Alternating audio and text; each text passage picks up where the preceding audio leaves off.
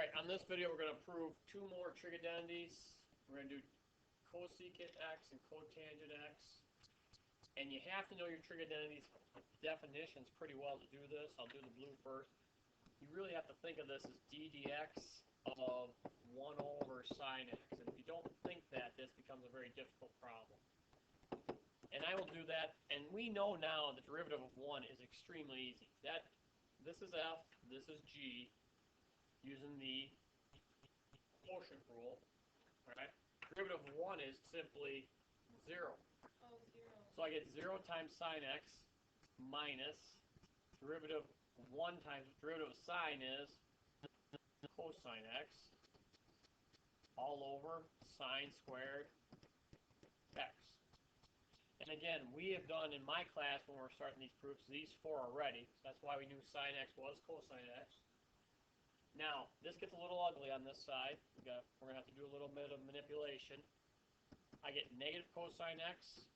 And I always do it the same way at this point. Can we think of it as sine x this way on the numerator, or denominator, I mean? Because now, knowing our definitions helps a lot. What is negative cosine over sine? Well, tangent is sine over cosine, so this is cotangent. So I get equals negative cotangent x. 1 over sine x is cosecant x.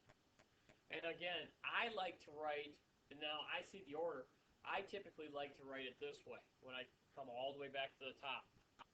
I like to repeat the trig identity. It helps for me for memorization. So it's negative cosecant x, cotangent x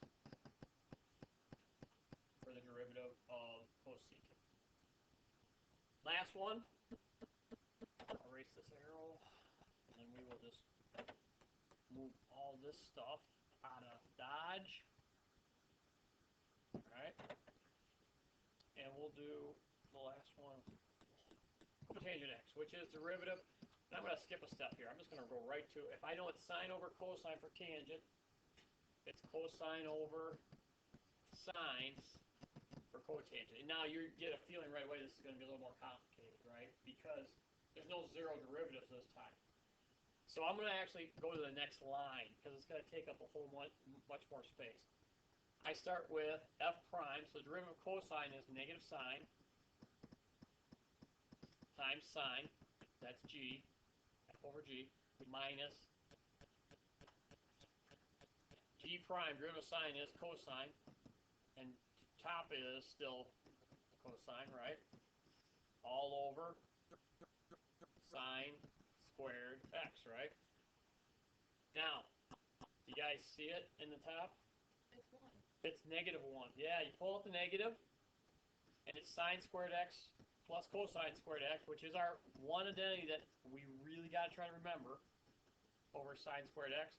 So, negative 1 on the numerator over sine squared x. So, what is it? It's negative 1 over cosecant squared x. Let's see. And we just did two quick